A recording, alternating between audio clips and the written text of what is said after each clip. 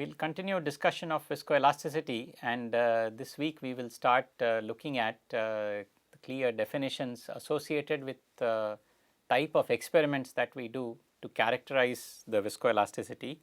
And so, characterization of viscoelasticity will be focus of this lecture, and the conceptual understanding underlying viscoelastic characterization will be our focus.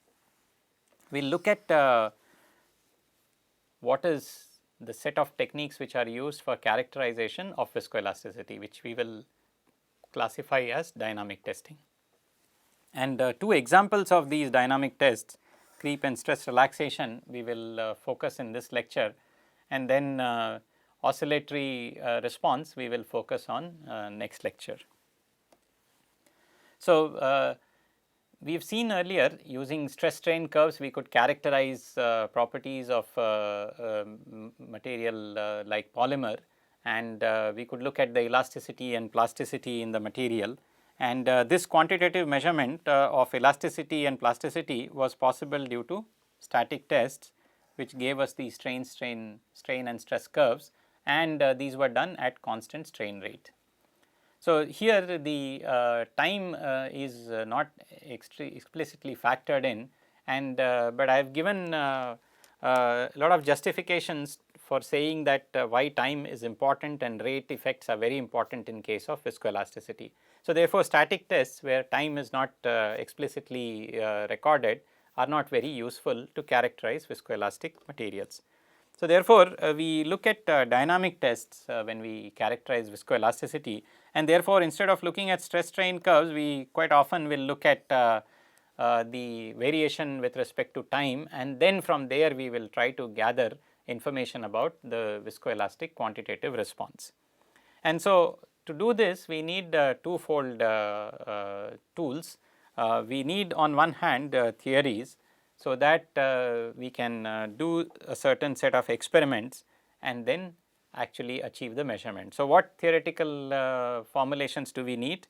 We need theories so that we can analyze the experiments which we are doing.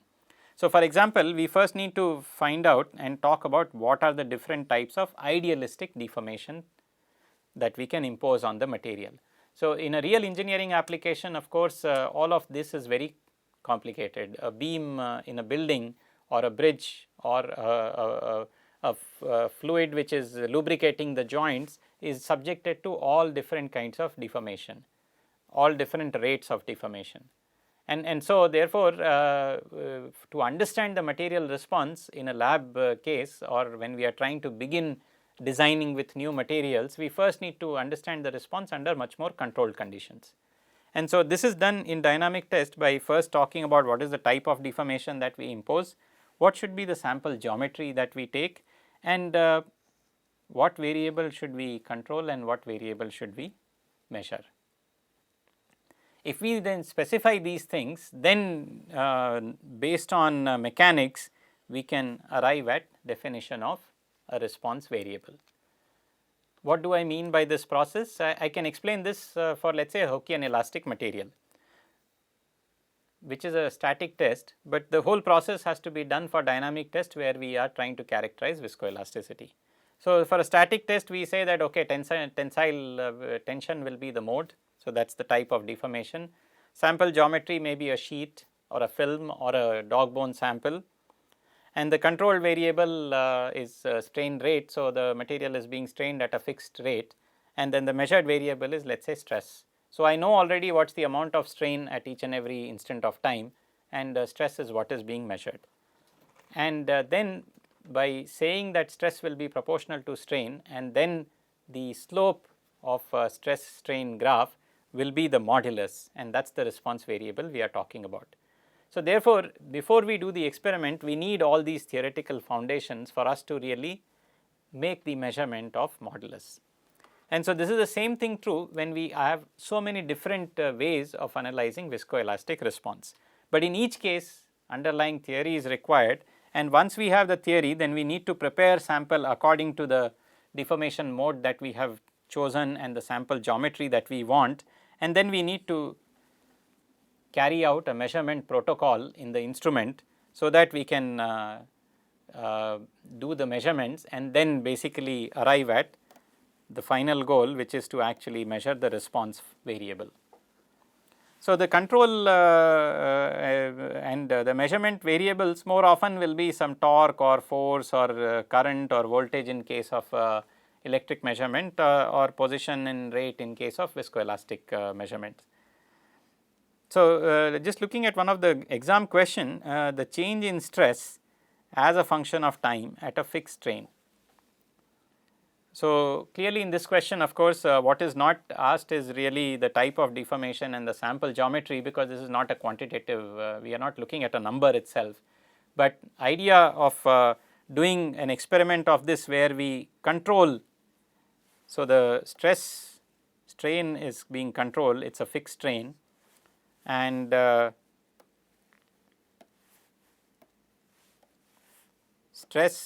change in stress is being observed, and that is the measured variable. And so, all the experiments that we do for viscoelastic characterization, such controlled and measured variables are present. So, let us look at the quantitative measurement of viscoelastic response for polymers. We said type of deformation, and so it could be tensile, compressive, shear or flexural. Torsion depends on the kind of sample geometry, what is the engineering application that we have, what kind of loads are the material will be subjected to when it is under the application. So, that will decide what is the type of deformation that is of interest. And of course, if you look at, let us say, many plastics and their technical data sheet, you will see that both tensile and flexural modulus will be mentioned. And so, clearly the idea is that the engineering application may have both of these, and both of these properties are important for a given application. You cannot rule out one versus the other. So, this would of course depends on our experience with designing for that engineering application and how to rationalize the application and selection of materials based on these numbers. The other aspect is of course related to geometry, whether we may use a disc for a torsional sample or a dog bone sample which is used for a tension. So, many of these shapes of these samples will have to be specified, and these shapes are predominantly based on how the stress transfer happened, how the gripping of the sample can take place. So, many of these sample geometries are, for example, standardized based on material standards, testing standards. So, that whatever numbers we use at the end of such measurements, we can carry those numbers back and forth between different sets of applications, different sets of people who are working on in the field. And the control and measured variable can again be different depending on the type of experiment, and this is where the diversity of viscoelastic characterization is involved. I have listed here only 3 different types. In fact, it becomes 4 if you see, because we can have a control variable which is constant stress, then its creep as we saw in the last lecture.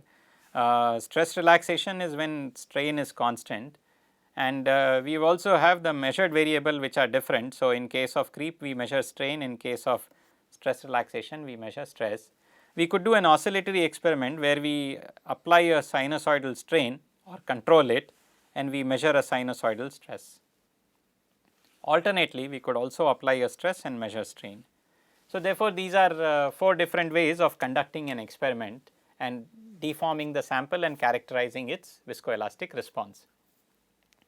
But however, multiple such combinations can be thought of. How about controlling strain rate? How about doing creep and then recovery? How about doing stress relaxation followed by another stress relaxation? So, you apply one constant strain, then you wait for a certain amount of time, apply another strain, double step strain it is called. So, therefore, there are various possibilities, and each of these possibilities is based on what type of viscoelastic response do we want to characterize in the macromolecular system. And of course, underlying all of this is the macromolecular mechanisms which are responsible for the viscoelastic response. So, which type of experiment will give me clues regarding what are the mechanisms that are at play. So, if I do a creep experiment, can I understand how do the entanglements relax in case of an entangled melt? if I do a stress relaxation experiment, what do I understand about how the dissipative mechanisms are there in a solid material. So, therefore, all of this depends on what is our understanding, and some of what we will do in this course will be trying to understand the relation between the microscopic mechanisms in the overall bulk response of polymeric system. And so, in this particular lecture we will look at creep and stress relaxation and define quantitatively what do we measure using these experiments, and in 49th and 50th lecture we will look at the oscillatory response in more detail. So, creep is a constant stress experiment. We can also do recovery, in which case it is called creep and recovery, and the response variable in this case is called compliance, which is inverse of modulus. So, stress over strain is modulus. So, strain over stress is, so the strain which is changing as a function of time. I hope you remember that for elastic material strain does not change and strain by stress is a constant compliance. But for a Newtonian fluid, strain will continue to increase because a fluid cannot withstand stress. So, if you apply a stress, it will continue to deform, and therefore, it will achieve in fact a steady state, and therefore, there is a constant strain rate that it will achieve. So, strain will continuously keep on increasing. So, therefore, we can quantify all of this by capturing compliance as a function of time. So, this is how you can see viscoelastic characterization is very different compared to Hookean or Newtonian fluid characterization. There we characterize a material constant. We say this viscosity or that viscosity for this fluid or that fluid. Similarly, we say modulus for steel is so much, modulus for copper is so much. So, there it is a material constant which characterizes the material response. In this case, we have a response function because compliance is a function of time. And how so different variation with respect to time implies the different contributions of viscous and elastic response in those two materials. So, therefore, it is not sufficient for us to capture the response statically, but it is a dynamic response as a function of time what happens to the polymeric sample. So, just to summarize again, for a viscous sample, a steady state is reached when a constant stress is applied and strain continues to increase linearly with time because strain rate is constant, and therefore, compliance is also proportional to time.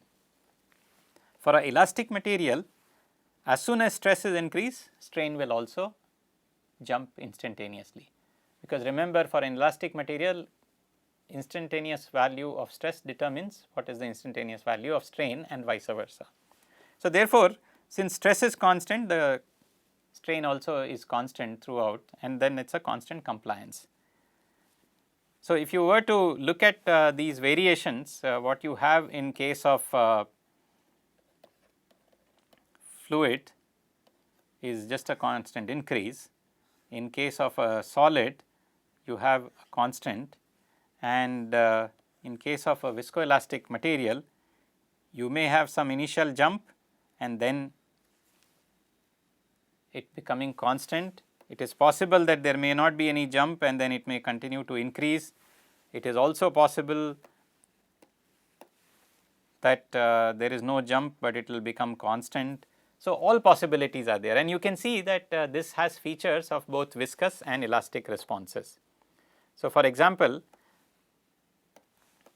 this is similar to this.